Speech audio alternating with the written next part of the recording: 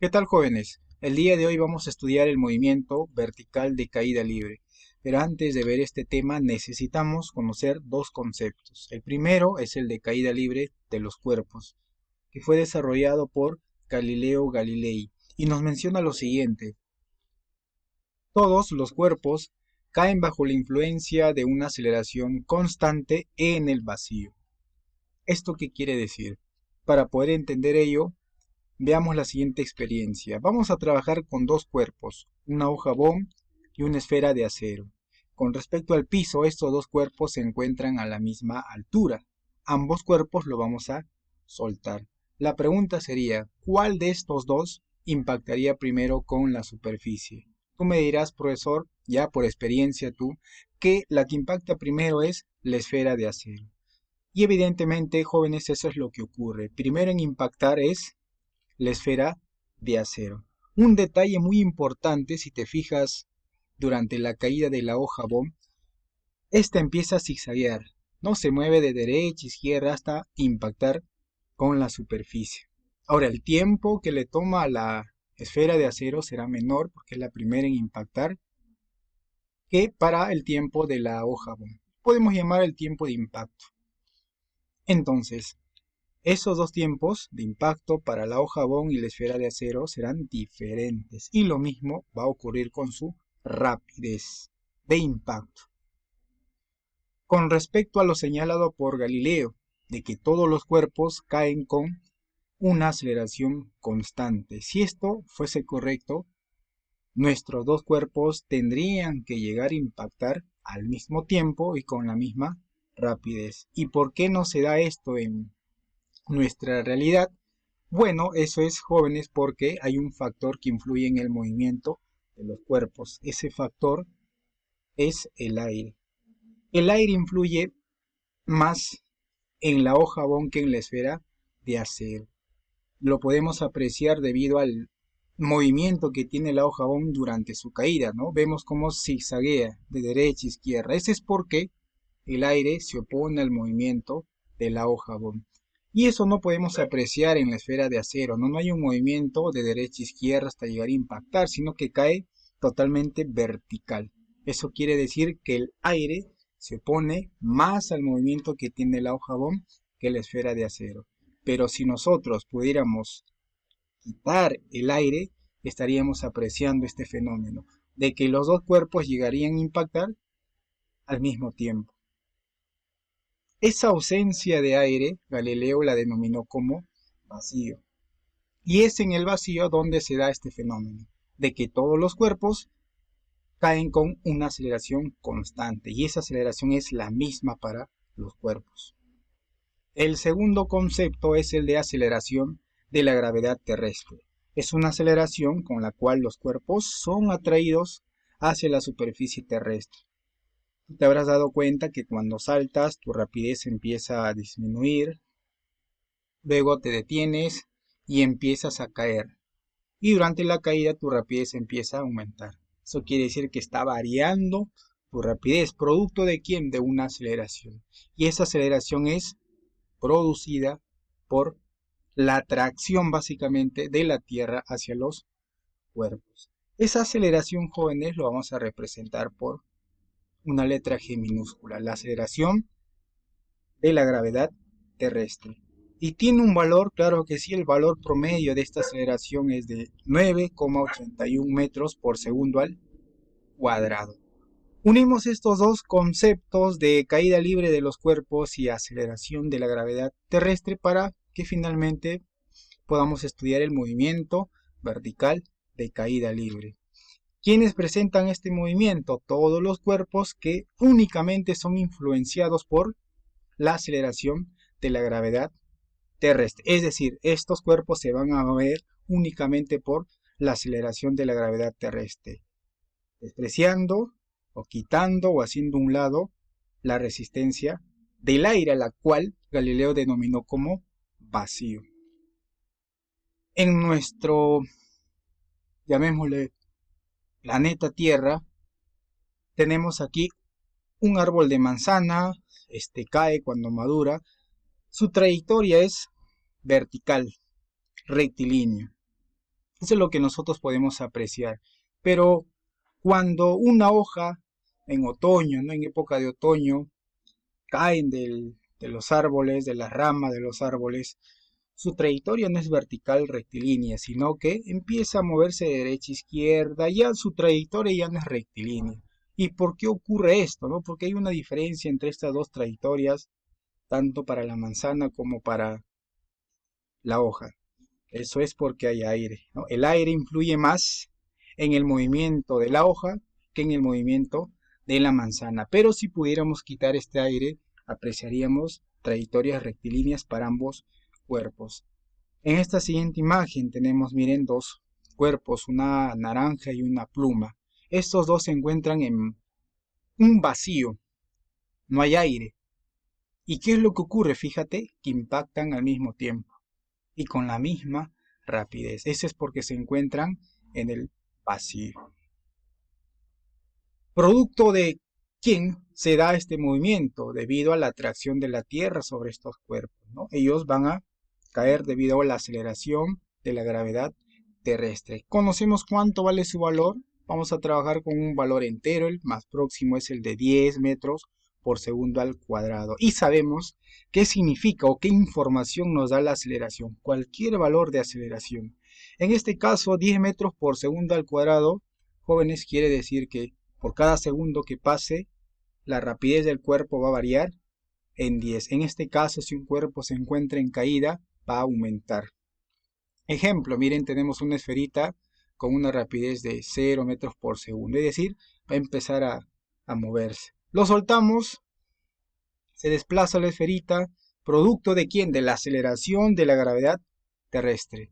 Y después de un segundo, jóvenes, el valor de su rapidez cambiará, ya no será 0. Como ha pasado un segundo después, su rapidez tendrá que variar en 10.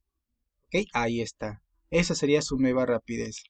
La esferita sigue descendiendo, pasa un segundo después, ahora su rapidez tendrá que variar nuevamente en 10 y su nueva rapidez será de 20, ¿ok?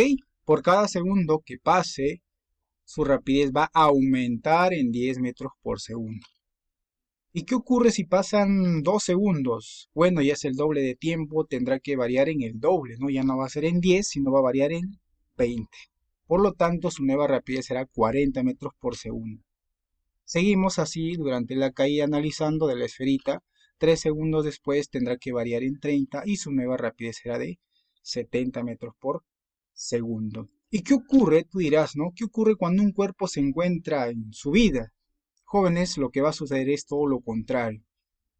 La rapidez va a disminuir. Por cada segundo que pase durante la subida de un cuerpo va a disminuir en 10 metros por segundo. Lanzamos un cuerpo con una rapidez, supongamos, de 120 metros por segundo. Empieza su movimiento, al lanzarlo pasa un segundo. Ya muy bien, profesor, está pasando un segundo, entonces tiene que variar en 10. Como está en subida, va a disminuir. Entonces le restamos 120 menos 10, 110 metros por segundo. ¿Ok?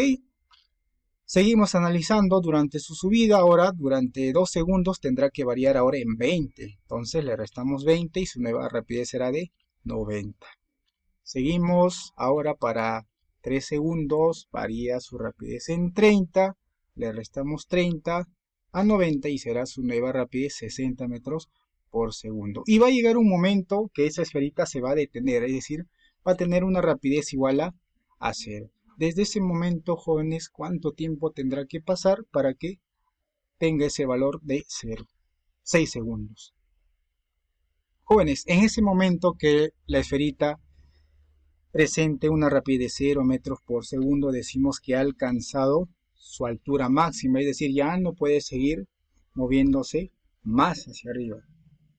Lo que va a ocurrir a continuación es que va a empezar a descender. Ok, hemos analizado entonces estos dos casos. Cuando esté en caída, ¿qué ocurre?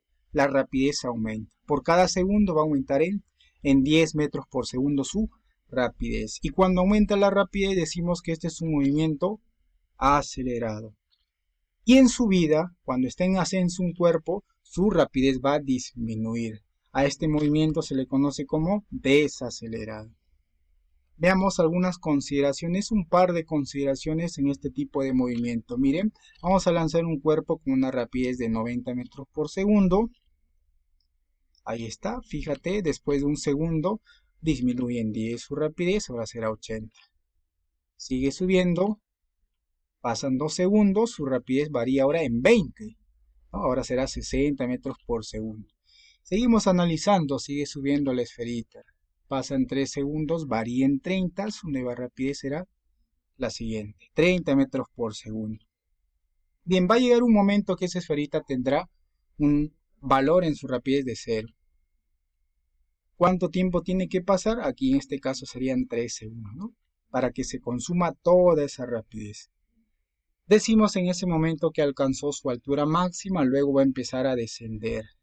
Y aquí el detalle, jóvenes, recuerda que en caída va a aumentar su rapidez, ¿ok? En subida, en ese análisis que hemos hecho, disminuye su rapidez y en caída va a aumentar.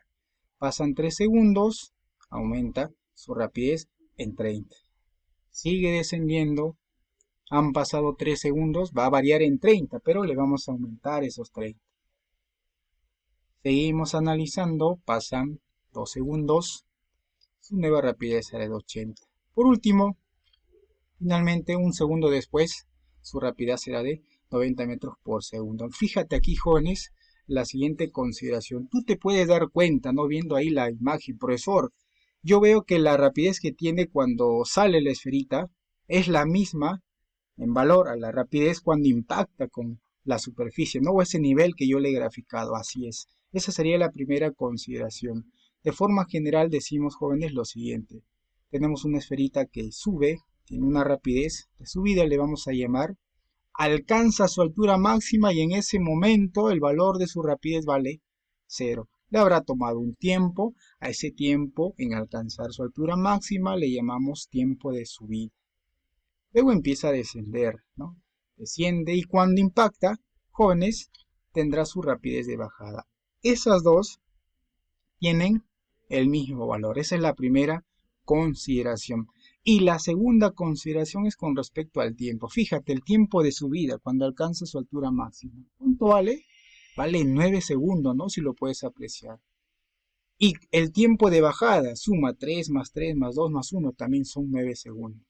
Eso quiere decir que el tiempo de subida con el tiempo de bajada son iguales. Estos son dos consideraciones, jóvenes, del movimiento vertical de caída libre. Hasta aquí, jóvenes, vamos a ver una aplicación de lo que hemos visto hasta ahora. Una canica es lanzada verticalmente hacia arriba desde un edificio con una rapidez de 20 metros por segundo. Le vamos a lanzar, nos dicen, una canica con una rapidez de 20 metros por segundo hacia arriba. ¿Cuál es la rapidez de la canica 6 segundos después del lanzamiento? Ya, muy bien. Empezamos aquí a analizar el movimiento de la esferita. Bueno, está en subida, me dicen, ¿no? Tú ya sabes que va a disminuir su rapidez. Va a pasar cierto tiempo, va a alcanzar su altura máxima y en ese momento el valor de su rapidez vale 0. ¿Cuánto tiempo le habrá tomado en alcanzar su altura máxima? Profesor, si inicia con 20, para que varíe a 0, tendría que disminuir en 20. Por lo tanto, el tiempo de subida tendría que ser en 2 segundos. En esos 2 segundos va a variar en 20. Luego empieza a descender y justo ahí lo vamos a detener a la esferita cuando se encuentra al mismo nivel del que fue lanzado del edificio. Consideración, la primera que hemos visto, rapidez de subida y de bajada son iguales, por lo tanto en ese momento valdrá 20 metros por segundo. Listo, ¿y qué ocurre con el tiempo? Tiempo de subida y de bajada, la segunda consideración es la misma, ¿vale? 2 segundos. Pero a mí me están pidiendo, jóvenes, ¿qué cosa? Determinar la rapidez de la canica 6 segundos después del lanzamiento. Bien, hasta ahorita vamos 4 segundos. ¿Cuánto nos falta para 6 segundos? 2 más. Ahí está, 2 segundos más. Por lo tanto, el valor de su rapidez, fíjate ahí.